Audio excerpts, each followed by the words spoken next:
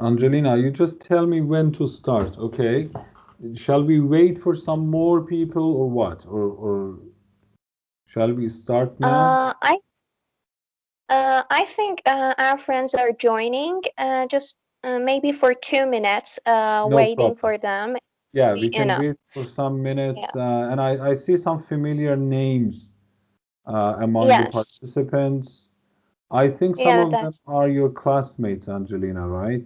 yeah. My classmates and my college friends, Yeah. and just pin the message in the channel that we have for the Yeah. university. Yes. Yes. Remind the participants, and I think they're just joining. Okay. Angelina, I've got a very crucial question here. Are there any participants who don't know any English? Because I realized that like three people have wanted us to run the session in Farsi or maybe even in Turkish. So does it mean that they don't know English, or was it their preference? Is it something that you know, or? I think that we shared this webinar's poster in different groups, and most of them were English students at universities, or at least they know the English. And Okay, I think it's their preference, not it doesn't mean that they they need don't the know. webinar Okay, exactly all right, in yeah. person. Yes. So for the four polls that I shared with you, uh, Yeah. majority have wanted the webinar to be in English. I mean, it's a good majority. Um, 17 out of 20, they have wanted the session to be in English, so it's going to be in English. For their experience in teaching English, again, majority is with people who have experience with teaching English for 1 to 5 years. That's the majority. Of course, we have some people with no experience of teaching English. We have one person with 5 to 10 years of teaching English experience. And there's one person who has some experience of teaching abroad. And I would like to know who that person is. Would it be possible for that person to talk now to tell us what kind of teaching experience abroad he or she has? And the last question is whether the questions need to be asked at the end of the webinar or any time in the middle. Again, the majority have said that they want the questions to be asked at the end of the webinar.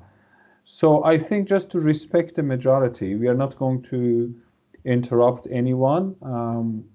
So actually, it's a very polite way of saying don't interrupt me. No one is going to interrupt anyone uh, until the end of the webinar. And if you have any questions, you can ask me at the end of this webinar, or you can email me, and I will get back to you. All right, before I get started, we have one person with some experience of teaching abroad. Can I know who that person is? I mean, if possible. I will wait for 30 seconds. If not, then I will continue.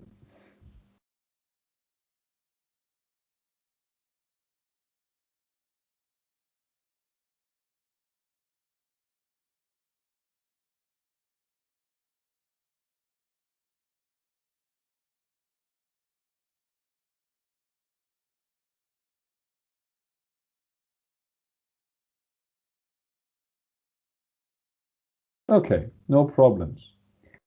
Uh, so I think that one person could kind of help us, could kind of give us some uh, extra information. So, hi everyone. My name is Amir Esmkhani. Actually, I used to be an adjunct lecturer at Zanjan University for a couple of years. Um, I have experience of teaching English in Australia for 4 years at Monash College, which is the English language center for Monash University. At the moment, I'm an educational consultant and academic trainer for National Geographic Learning in Turkey.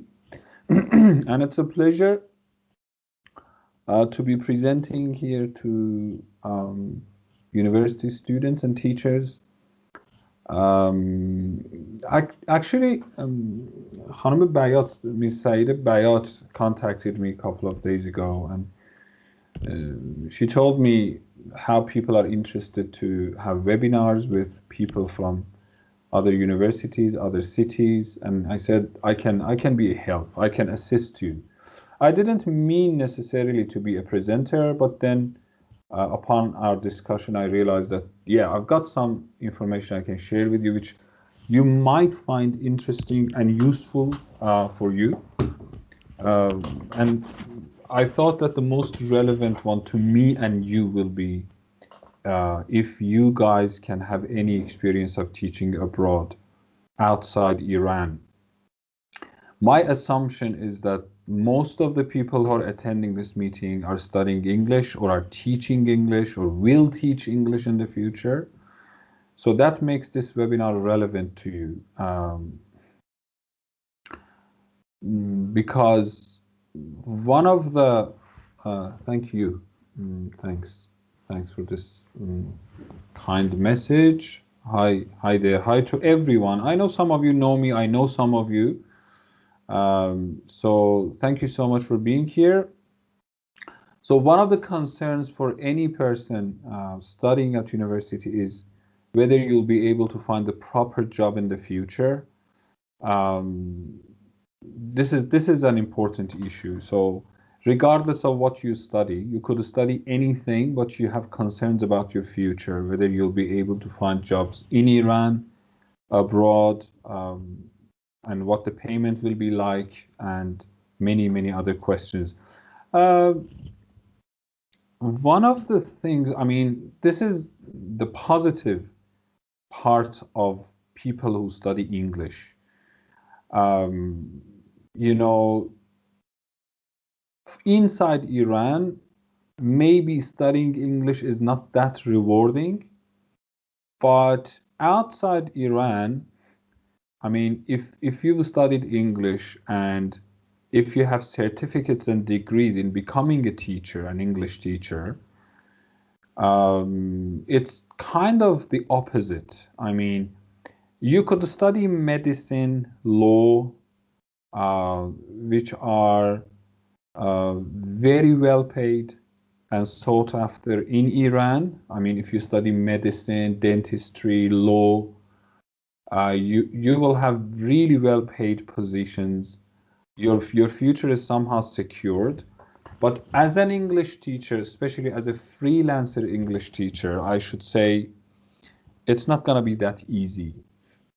But outside Iran, I mean, if you have enough qualifications as an English teacher, especially if your qualifications are internationally recognized, if you travel abroad, then you will see that it's kind of the other way around. You will see a lot of students of medicine, law, and many other majors jobless. I mean, they're always looking for jobs. But people who've studied English, and again, I'm emphasizing people with strong qualifications and solid knowledge of English, they have a much better position. So hopefully people who are attending this webinar today, and I know some of them, and I know that they have solid English knowledge, and I know that in the next few years they will have had very strong qualifications.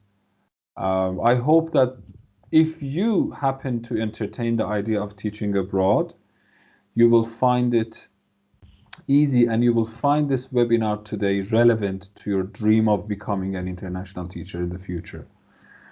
All right, with this introduction, let me share my screen. And I think I am already sharing my screen with you. Am I, Angelina? Yes, you are. Okay, and you can see my slides now, right? Not yet. Uh-huh. Now it's on your screen. Okay, now you can see my screen, right? Yes. Perfect. Okay. And as majority of people wanted us to ask questions at the end of the webinar, so if you have some questions please write them down somewhere so that you don't forget them, and you can ask me at the end of this webinar today. The warm-up is already gone. Next thing is about personal branding, which is the most important part of today's webinar. The challenges of becoming an international English teacher and the rewards, destination countries, and finally we are going to have a Q&A, question and answer time, ideally for 10 minutes or so. So this webinar, I think, should take about an hour or so. So from now, I'm expecting that we can finish this presentation at about 2:15 or something. So what is personal branding and how we can brand ourselves, you know? So as you can see here in this image with a yellow background, you are your own brand. Let me tell you some story before I start the webinar officially. One of our teachers, when I was a student at Allama Tabatabai University, I remembered very distinctly once we went to one of our professors and said, can you tell us if the future of this job is secure? Do you think we will have a secure future in terms of finding jobs and positions? What he said, and I never forget, I've been trying to share it with a lot of people, and I'm sharing it with you now, and I have to share it in Farsi. He said, تابستون خربزه خیلی زیاده ولی خربزه شیرین رو زمین نمیمونه. And I'm so sorry, I'm quoting him exactly. I'm not adding anything from his language. I'm not changing anything. I'm not paraphrasing. This is his exact words. That تابستون خربزه زیاده ولی خربزه شیرین رو زمین نمیمونه. And I think he said that, he just walked away. Maybe at that time we felt a little bit downgraded or humiliated or some kind of, you know, embarrassed that he kind of compared us to kharbuze. But later in my life I realized that he was right, and that was a very strong image he created for us. So you're your own brand. Among you, there are some people who will be leaders in the futures, who will be managers, director of studies, and there are some people, and I hope there are none here in this webinar, who will be looking for jobs everywhere, but most of the times they will hear a no. So, hoping that most of the people I'm addressing today are among the first group, let's start with personal branding. How should you start personal branding? And 99% of what I say today applies to me myself, is true of my own personal experience. So I'm not saying something which I haven't done myself. So most of the things I say today are the things I have done. So attend events. I, as a university student, I remember I attended almost all events I could. And nowadays, for the coronavirus, I mean, for the positive side of the coronavirus, you know that you can attend webinars like the one you're attending right now. And my son, let me tell you the story of my son. My son is about 18 years old now. Since the outbreak of coronavirus till now, he has attended more than 10 webinars, international webinars, about the major he's going to study at university, which is artificial intelligence. And the other day we were talking, he told me, Dad, you gotta be proud of me. I have 10 certificates, 10 international certificates of attending online webinars about artificial intelligence. And I'm absolutely confident that you can attend events for free, which are about English teaching in different areas, run by major universities in the world, companies like British Council, like ELT organizations, and many other organizations. Attend them. Even regardless of the fact that you're going to be granted certificates or not, please do attend events. Try to create a very strong curriculum vitae for yourselves, CV. And as you can see in the brackets, I have CL, which stands for cover letter, RL stands for recommendation letter, and SC for selection criteria. Because these are the things you will need in the future if you have the idea of teaching abroad. And you might ask, what is a CV and what is a resume and how are they different? Sometimes they are just the same, they refer to the same thing, but sometimes CV is a more generic one and resume is more specific. So if you're applying for a certain teaching job somewhere, you will have to tailor your CV to the need of that particular position, in which case you will have a resume. But please start preparing your CVs, and I might be able to help you with that. Once you have a CV, you are confident that if a position emerges, if there's a vacancy, um, then your CV is ready. You need to make some minor, probably, alterations and modifications, and then you're ready to go. Cover letter, I should tell you, that is mostly specific for a position. It cannot be a generic one because a cover letter has to be written according to the standards of that position. Um, Recommendation letter again is a specific, which is always useful, um, and selection criteria. So, for example, if they're advertising a job in Singapore about teaching, they will have their own selection criteria, and you will write a selection criteria letter addressing all those items. Then try to have a LinkedIn account. And for some of you who do not know what LinkedIn is the professional or academic version of Facebook. You know, years ago, before Instagram actually emerged, Facebook was very popular in Iran. It's still popular in many countries, but not that much in Iran anymore. So the academic version of, or the professional version of Facebook is LinkedIn. And remember, this is going to be your professional and academic image. Do not post trivial things. Do not post, for example, an image of your dog or your cat. It's going to be your professional image. So you gotta be very careful with it. And even your Instagram and Facebook, in order to create that professional persona, I'd say from day one, be a little bit careful with your Instagram and Facebook because some companies want to have your Facebook and Instagram accounts and they will have a look and they will decide, oh, yeah, this person is, for example, not very professional, or this person is professional. So this is just a suggestion, you know. I know that some companies will definitely ask for your Facebook and Instagram accounts. Guys, if you're following me, just write a yes in the chat box. If you're following, and I need to know how many yeses I'll see in the chat box.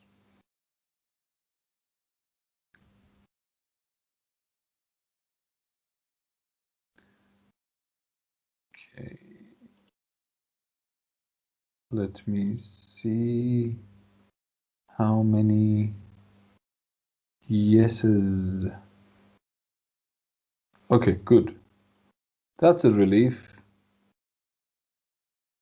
That's a relief to know that at least about 10 people are following. You know, it's the worst feeling when you realize that you've been talking for some time and the connection has been cut or something, which is the worst thing ever. Okay.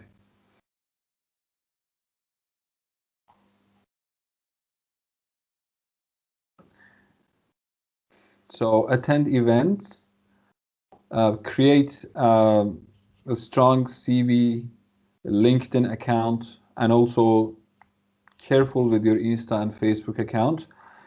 Go for any relevant degree and certificate. I know that most of you are students of bachelor's degree now, and I regret to inform you that just a bachelor's degree won't qualify you to teach abroad. You need to either have a master's degree from Iran or elsewhere, or a certificate which is strong enough to qualify you as an English teacher abroad. A CELTA certificate, for example, these days, some people are applying for a CELTA certificate, especially these days you can attend these courses online.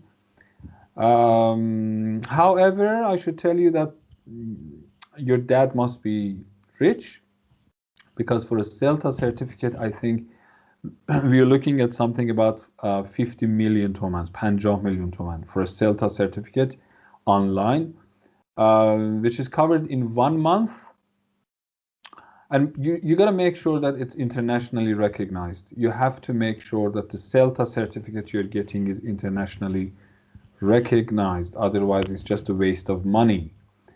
And in Iran, there might be some institutions which claim they are running internationally recognized sessions and courses and TTC courses and stuff like that, which I should confidently contradict and say, no, it's mostly a money trap.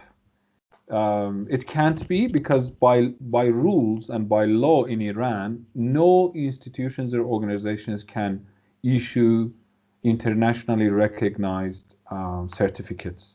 So that's why rich people nowadays, for example, apply to take a CELTA course in Turkey, in Arab countries. And in terms of rich, or I don't know, I was kind of joking, because in terms of the payoff, some might save their money for some time and even take the CELTA for 50 million, kind of feeling that this will pay off in the future. They're paying a lot of money now, but in the future, maybe they can earn that money in a matter of a couple of months, which is true. I mean, if you get a position, I don't know, in Arab countries, in Turkey, elsewhere in the world, this money will be earned in a matter of less than 6 months. Is anyone talking? Do you have a question? No. Okay. All right. As Angelina and Meredith and so many people who know me here, they know that I have also a position. I think some people need to mute their microphones, please. They know that people who are working in institutions in Iran, language schools, sometimes they say, look, we don't think that we can teach children, so don't give us any class with children. Some people say, I don't feel like teaching teenagers. Some people say, I don't feel like teaching adults, and they have specific groups to teach. What I want to tell you today is to build your own brand, to create a very strong brand for yourselves for the future.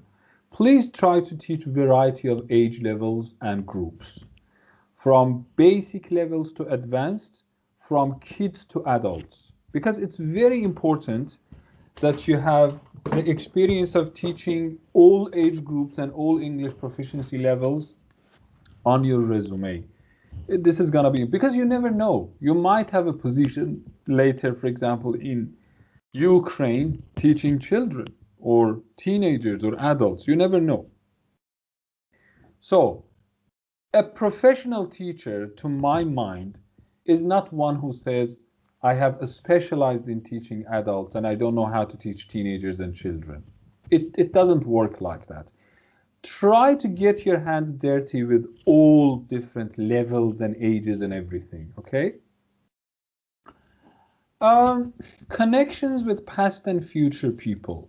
So when I say future with past people, connection with past people, so for example, you have some teaching experience somewhere, but because of your behavior or the behavior of your employer, that connection is kind of ruined or damaged, and you don't have a position there anymore, and they are not happy to endorse you.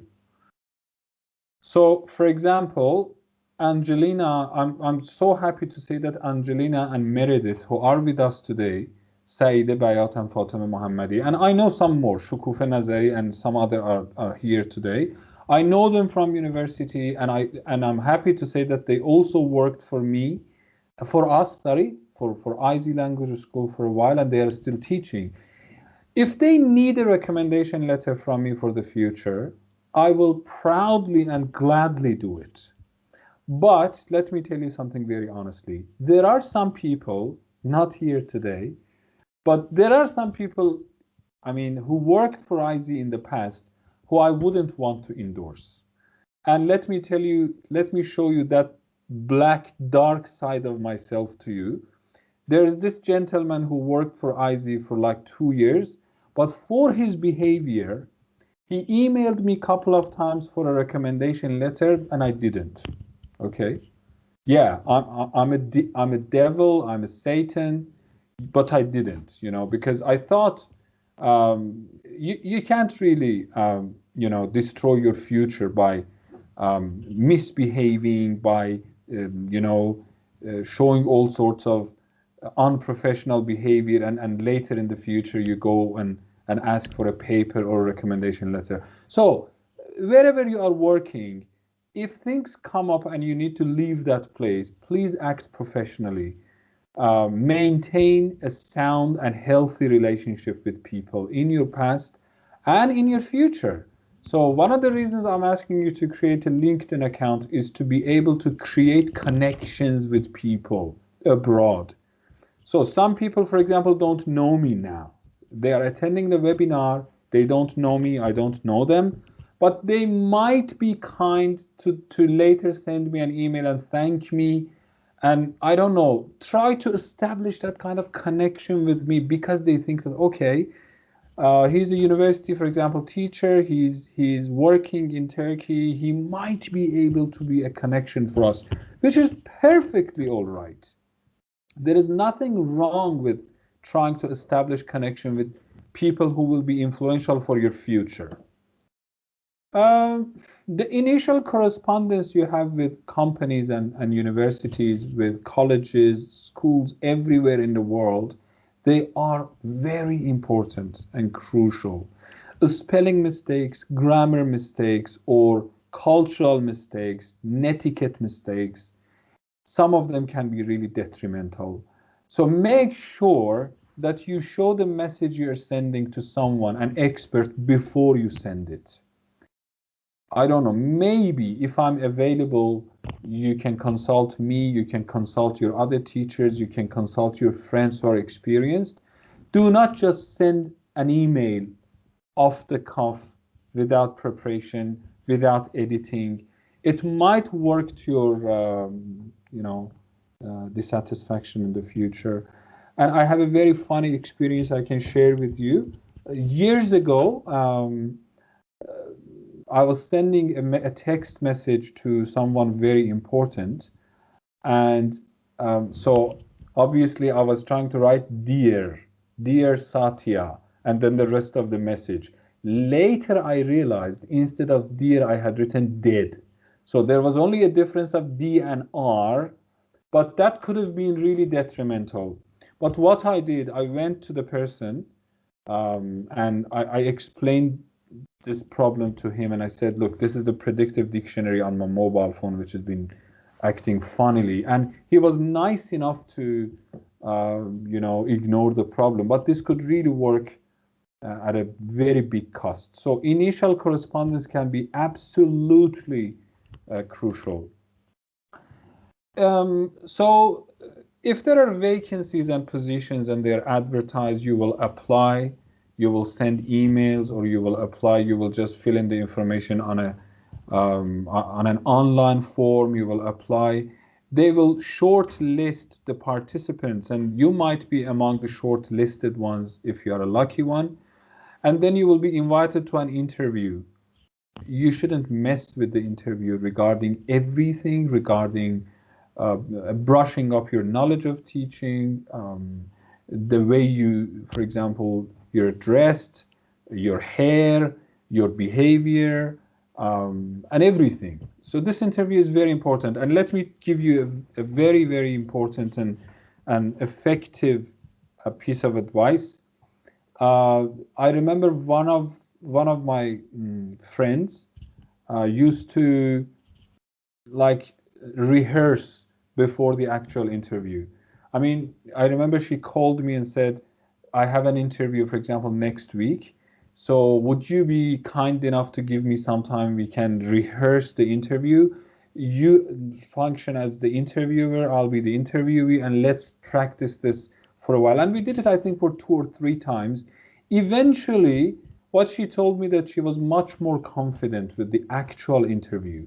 So I think you can practice this interview with your friends and other people around you. So when it comes to the actual interview, you will make sure that you are confident enough to talk about yourself, your qualifications, you're able to answer their questions. Remember something. The most important thing is your confidence and how you are talking, not your knowledge. So even if they ask you a question, the answer to which you don't know, do not lose your confidence. Okay? Do not try to answer any question at any cost. It's okay to say, well, that question is beyond me, honestly. Yeah, I wish I knew the answer to that question, but I'm so sorry. So this is absolutely all right with most of the companies and schools, because we know that people are not supposed to know everything. There are areas which are dark to you. Don't lose your confidence. Stay confident. Speak loudly and confidently and say, this is beyond me, or I've never thought about it, or I've forgotten it. I used to know the difference between another and the other, but I have forgotten the difference. Yeah, for example, I read it in TOEFL Collins' book about the difference between another and the other. And because in the last few months I haven't been teaching any grammar, say you say something like this, I have forgotten the difference. This is absolutely okay, but don't lose your confidence. This last one I'm sharing with you, these are websites you should go and explore, and you should try to turn on the job alerts. After you register there, then there will be a box which is about the job alert. When you push the job alert, anytime there's a vacancy, you will receive an email that there's a position, there's a vacancy, and then you will apply for that position. I think the main ones, as far as I know, are these three: eslbase.com, tefl.com, and britishcouncil.org. These are the main ones. So I think it's very effective for those who are dreaming of teaching abroad to explore these websites and to turn on the job alert. We are done with this page, and now we are going to look at the challenges. Just another yes in the chat box, or I think I can take some questions for 2 minutes now to have some break for myself. And if you are following me, just write a yes in the chat box, please.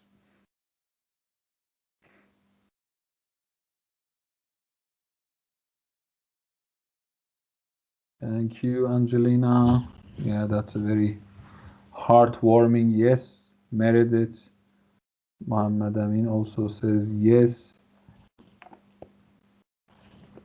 Nawa, Pegah, Mahdiye, Parinaz. And there's one I don't know. I can't read the name. Mehrane Somaye. Okay, perfect.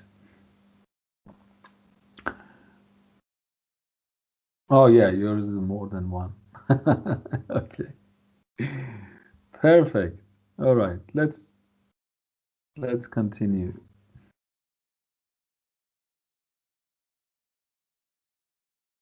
Muhammad, yes, thank you. Let's continue with what kind of challenges you have. You've got the main challenge is the passport challenge. And what I mean by passport challenge is not the actual passport. Uh, it's what I mean is our nationality is not that we are from Iran. So nationality is unfortunately works kind of against us these days. So a person with exactly your level of knowledge, but from Vietnam, will have a better chance of teaching abroad.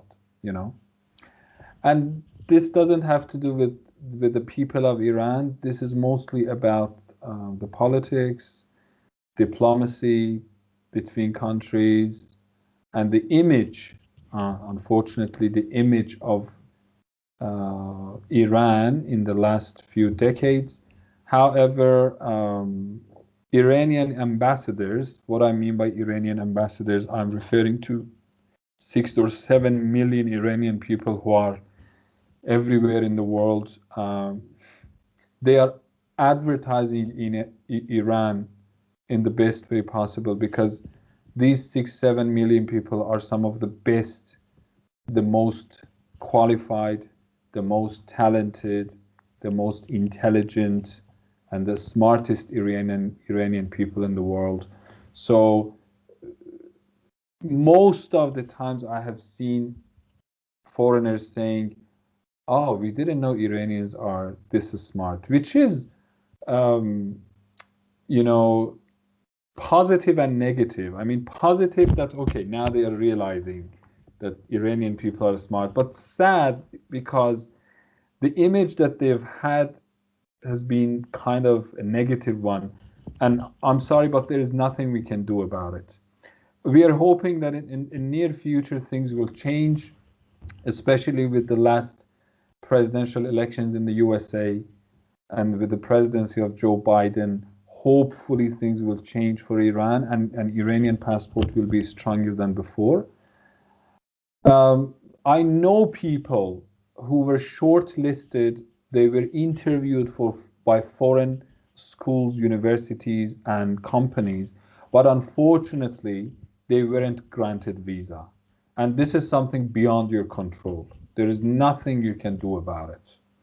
If this happens, I mean, the only thing is just to wish for better luck next time. There is nothing we can do with passport and visa. This is beyond our control. Active duty for boys, this can also be a hassle. And of course, girls are lucky with this. And boys, some of them go exempt, some of them actually go do the active duty and they have the card, the active duty card. Anyhow, this is something that you need to consider. Online teaching and payment. Look, for the current situation, for the pandemic caused situations in the world, and for online classes, sometimes you gotta be happier because you have more chances of teaching for other universities because you can stay in Iran and teach for foreign students. This is possible, but you gotta be careful with something. How are they going to pay you? Okay, this friend of mine, I've got a friend who teaches at Sharif University, one of the most knowledgeable English professors in Iran. Um, he's been teaching for a university in Turkey, and both parties are very satisfied. Unfortunately, though, until now they haven't been able to find a way to pay him because he's in Iran, and there can't be any transactions between any banks in the world and Iran. When I say not any banks in the world, I'm not 100% sure, but 99% sure that in 99% of countries you can't do any banking transactions with Iran. And of course, because it's a university he's teaching, they can't pay him cash. They want an account under his name, and he's unable to open an account under his name anywhere else. So it's nearly 2 months or a bit more than 2 months, but he hasn't been able to find a way. I'm also trying to help him. So if this comes up in the future, if you are offered a position, a class to teach abroad, you gotta ask for the payment ways, possibilities, uh, that's an issue. um, Sometimes when you think about teaching abroad, for example teaching in Turkey, one question you ask is how much you're paid as a teacher. But please go ahead and ask another question, and that's about the expenditure. How much do you spend? If you are working in Istanbul, for example, for a college, how much you are paid and how much you pay, how much you spend. Um, Goes without saying that usually there's a one-to-one positive correlation between how much you get and how much you spend. You get less, you spend less, you get more, you spend more. However, the ratio is much more logical. For example, in Turkey, I can tell you, for example, in Turkey, an average English teacher, I mean a freelancer, not related to government or teaching for schools, teaching English like you do, they get maybe between 3 to 4,000 liras per month, which if you convert it to Iranian reals, it becomes something about between 12 million to 15 million tomans a month for an English teacher. And how much they spend, if they are one person living on their own, I think half of that money should be how much they spend. Of course, you know better than me that it's all relative. It's all about how much you can save, how much you spend, how much you are extravagant, how much you're thrifty. All these things are important. Some people are very good at saving, some people are not. So you got to take these into account. But honestly, that ratio of pay that you receive and the money that you spend is much more logical in Turkey, for example, or of course in Arab countries is much better, because a friend of mine is teaching in Kuwait and he's getting about 5,000 euros a month, you know, and he is not a top-notch university professor. He is kind of an ordinary university teacher, and what he receives is 5,000 euros per month. So if you can have a position in Arab countries, you gotta remember there's no life in some of these Arab countries, though. For example, in Kuwait, it's staying home and going to work, not much else. However, for a young person, if you can get a position in a country like Kuwait and you work there for a couple of 2, 3, or 4 years, I think you can secure your whole future, and then you can just enjoy the rest of your future. You gotta take it easy. Emotional attachment. Some people are very much emotionally attached to their families, parents, brothers and sisters, and friends. Usually, experience shows me that immigration is not for them. Uh, they go, but they go back to their countries, hometowns, home countries. So this is something you gotta be very frank with yourselves.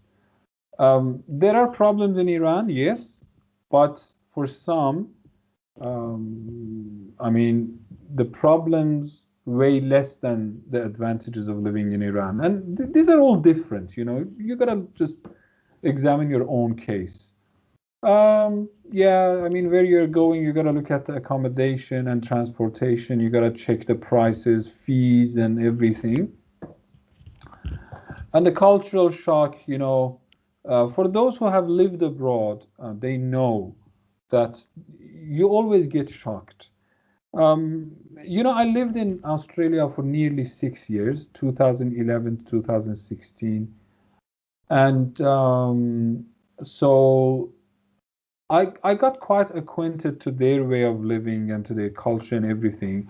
I wasn't really thinking my move to Turkey will be any shock to me, because one thing was that I lived in Australia for a few years, and then I was thinking that Turkey, we share a lot in terms of culture and commonalities and everything.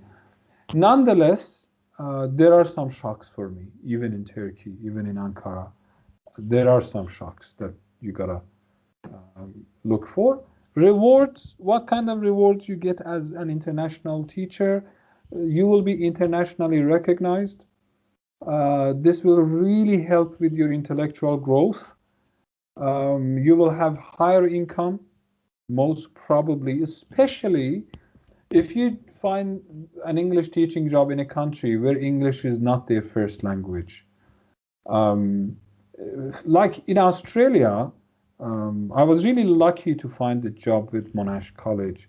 However, it was never as secure as the current job that I have in Turkey.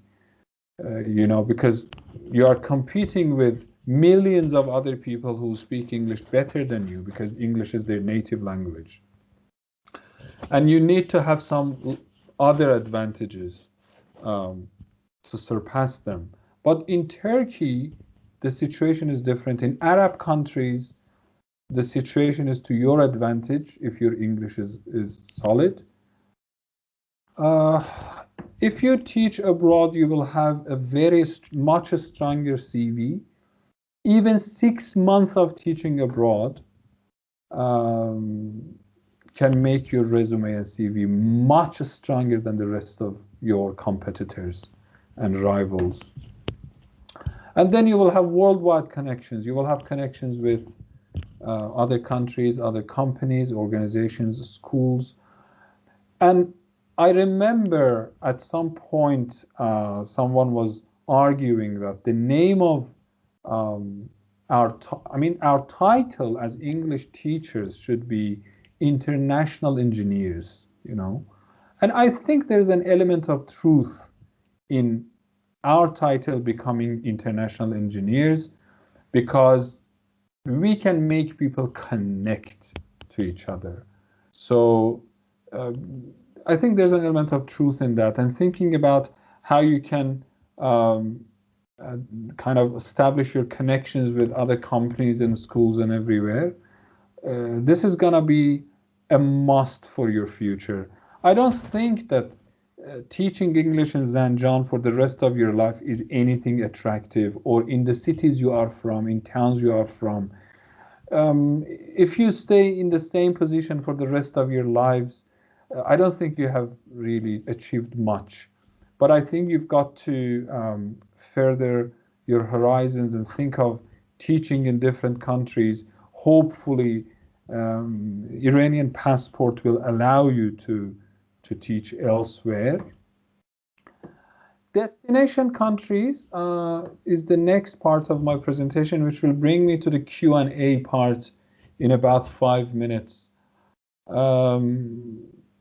So Turkey is, as you know, is one of the destination countries. You can apply for teaching jobs or educational consultant, academic trainer, such jobs in Turkey. China is a very big market, is a huge market employing international teachers. I'm not sure how much Iranian people are successful with applying for positions in China. And that's the flag of China. Arab countries, money-wise, don't even hesitate. I mean, if you are hoping to reap money or make money hand over fist, then Arab countries will be the first to look at. Don't even think about other countries. But establish your connections and try to create very strong CVs and qualifications, and then I'm sure that they will also employ you, because I know that in some colleges and universities in Kuwait, some Iranian people are working there.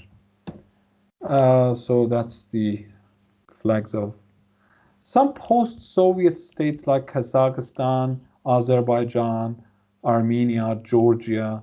These countries also sometimes look for international English teachers. And let me tell you something very frankly, no exaggeration here, but for some reason, Iranian people are smarter in English, smarter than other nations around us. which puts you in a better position when it comes to applying to teach in countries around Iran. And again, I should tell you here that like 15 years ago, when I joined British Council in Iran and I became a trainer for British Council, there was a project named ETTE, English for Teaching, Teaching for English. There was a huge budget for this project granted by Britain, and the main objective was to uh, kind of improve the quality of English teaching in Middle Eastern area. And guess what? Iran was the center of directing other countries, and they were going to give the money to Iran to direct this whole project around Iran. So I was part of that team. We were sent to other countries to teach English, and we were paid really, really attractive amount of money, and we were booked amazing hotels and places.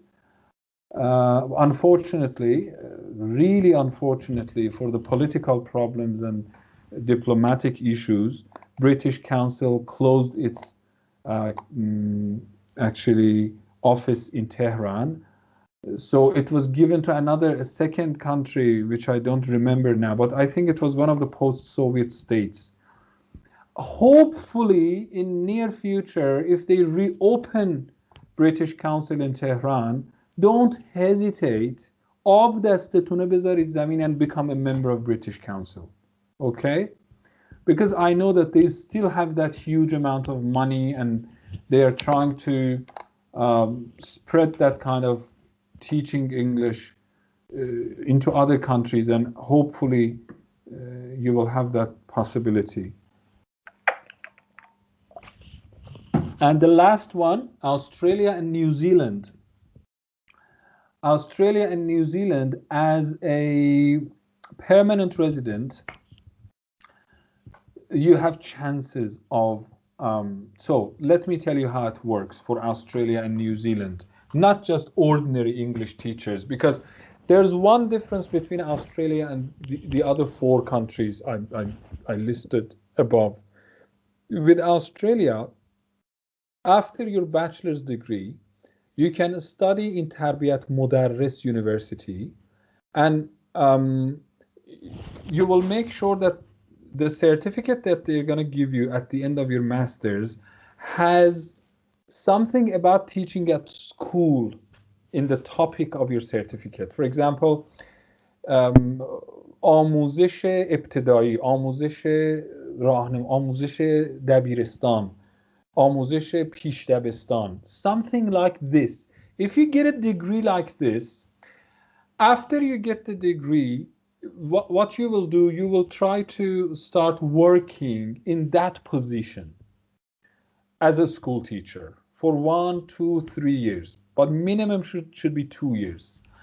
Having 2 years of experience as a school teacher, having the qualification, which I told you about, your age below the age of 35, which applies to all of you, and a solid IELTS score above 7 qualifies you to apply to become an Australian permanent resident and travel to Australia or New Zealand, and after 3 or 4 years become a citizen and start teaching there.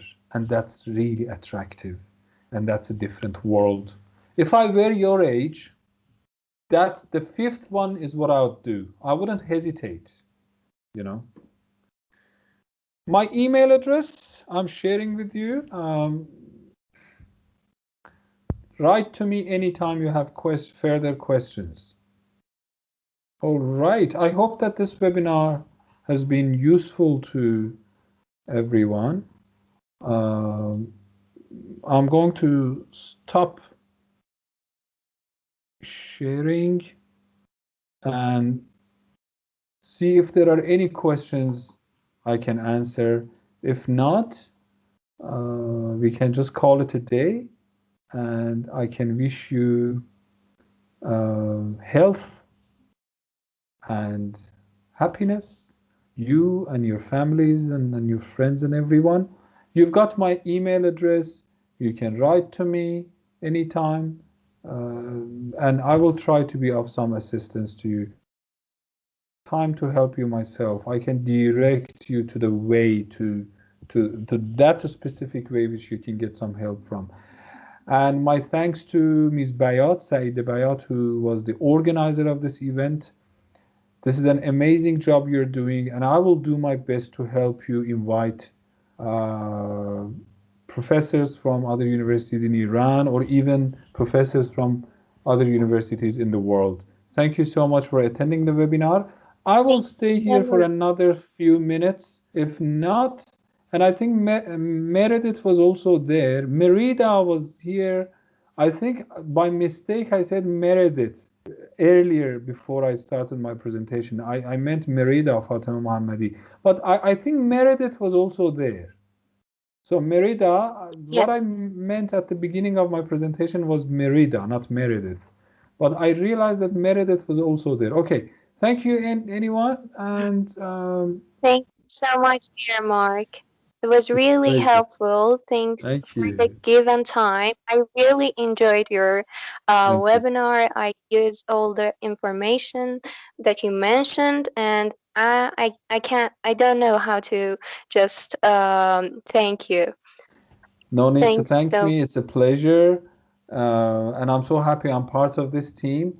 Later, we will try to connect people to each other because yeah, honestly, there is no exaggeration in what I'm saying. Iranian English teachers are some of the best in the region, some of the best in the region. But unfortunately, they are not appreciated as much as they should. So I will try to do whatever I can to help connect people to each other. Okay? thank you. It's a big opportunity for us, Thank and you. that's a pleasure. Thank you so It's much. a pleasure. Have a good time and enjoy the rest of your days. Thanks, you too.